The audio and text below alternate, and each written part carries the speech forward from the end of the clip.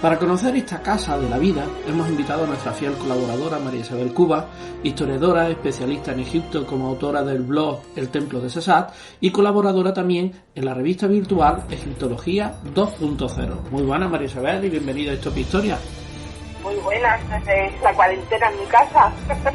Bueno, estamos en Egipto ahora, María Isabel. Vamos a dejar esta cuarentena, vamos a disfrutar un poquito de lo que es la historia, en este caso de Egipto. Y es un tema muy interesante que tú has escrito sobre él, y es la Casa de la Vida. Bueno, preguntarte primero, ¿qué es la Casa de la Vida? Pues mira, en la Casa de la Vida, que en egipcio se diría Per Ankh como la famosa cruz, ¿no? Egipcia de la vida, era una institución del antiguo Egipto que surgió pues sobre la primera dinastía, en torno al 3000, 2890 a.C., y estaba asociada a los templos, como por ejemplo los templos de Menfis, de Tebas, de Amarna. Bueno, ¿qué función cumplía?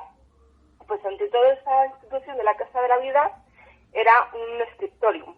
No sé si sabrás, los scriptorium de la Edad Media. Sí. Pues era algo similar, también servía como archivo y como biblioteca. Entonces, igual que los scriptorium cristianos de la Edad Media, en esta Casa de la Vida se escribían textos.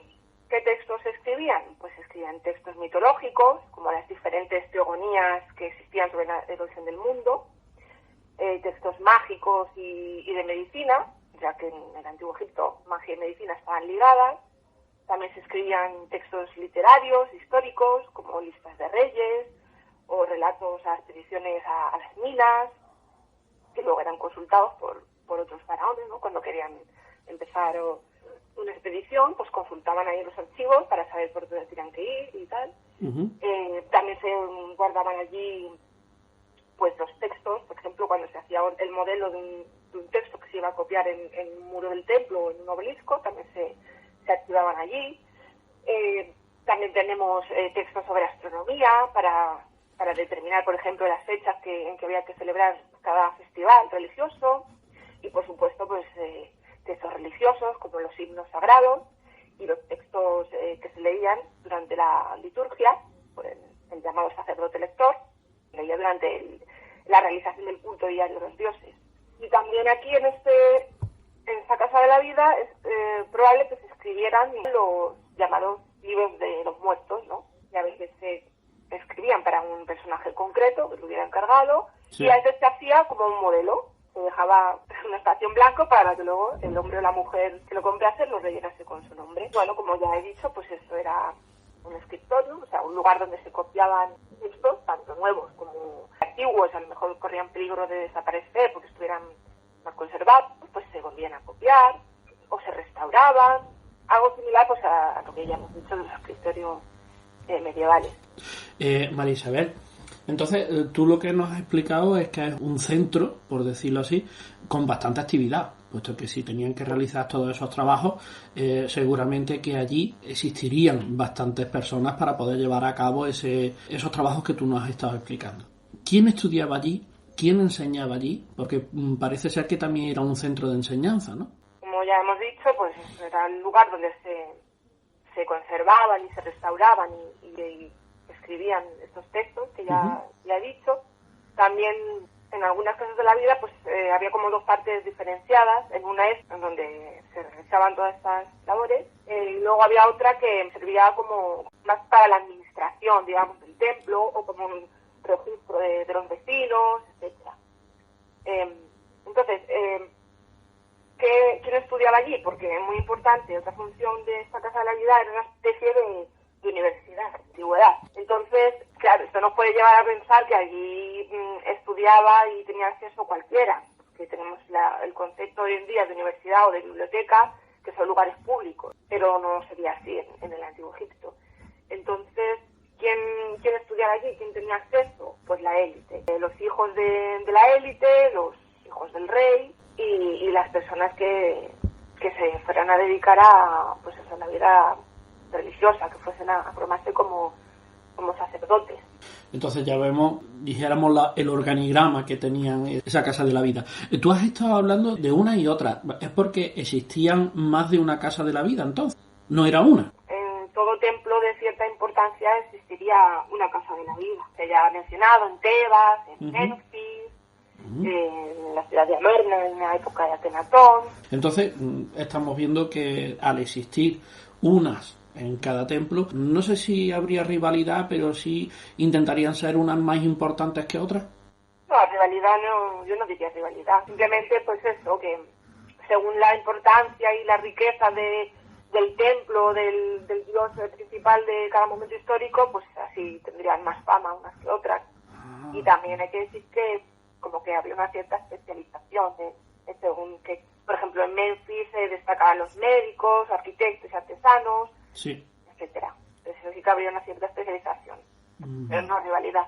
Entonces, ¿no había unas más importantes que otras? Según el momento histórico, pues habría una que destacase sobre las demás, simplemente por la riqueza. Igual que en época del Reino Nuevo, el dios principal era Amón, pues sería más importante la de los templos de Tebas. O en época de Akenatón, pues los de la ciudad de Amarna. ¿Qué importancia tuvieron entonces las casas de la vida en la antigüedad? La fama y el prestigio de estas escuelas era conocida en el mundo antiguo. Entonces, por ejemplo, tenemos en el siglo II que el médico Galeno nos dejó escrito que los médicos griegos visitaban las bibliotecas, como la biblioteca de la Casa de la Vida de Memphis, para consultar esos textos y aprender de ellos, porque los egipcios en Grecia tenían fama de sabios, ¿no? Y bueno, pues fueron visitadas por personajes muy importantes de la historia, como Pitágoras, Platón, Solón, o la famosa Hipatia.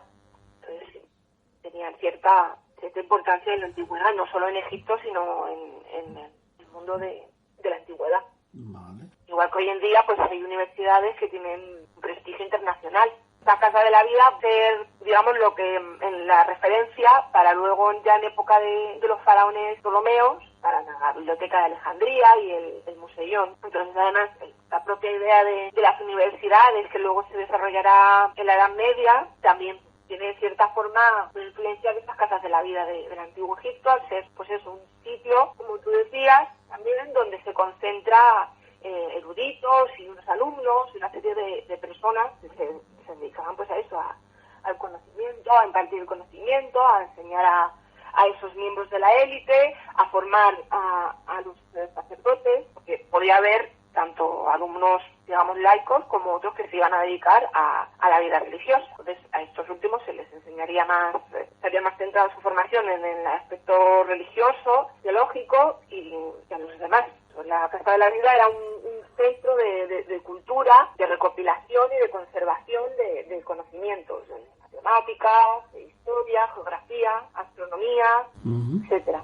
María Isabel, como siempre ha sido un placer que hayas estado esta tarde con nosotros para explicarnos esta Casa de la Vida, podés conocer otros rasgos de esta civilización en el tiempo tan pequeñito que tenemos dentro de la radio, pero que es muy interesante porque poco a poco podemos ir conociendo más historias y nos volvemos a escuchar dentro de poco. Por supuesto, yo ya sabes que cuentas conmigo, y más ahora en estos tiempos que hace falta pensar en otras cosas y distraerse un poquito de las malas noticias que estamos oyendo continuamente. Exacto. Y bueno, y todos estos temas pues nos interesan porque a los que nos gusta la historia, pues al conocerlas un poquito y así poder relajarnos oyendo de los que nos gusta y pudiendo conocer otras civilizaciones, pues la verdad que es agradable. Pues nos volvemos a escuchar, María Isabel. Claro que sí, encantada de volver a colaborar. Un saludo.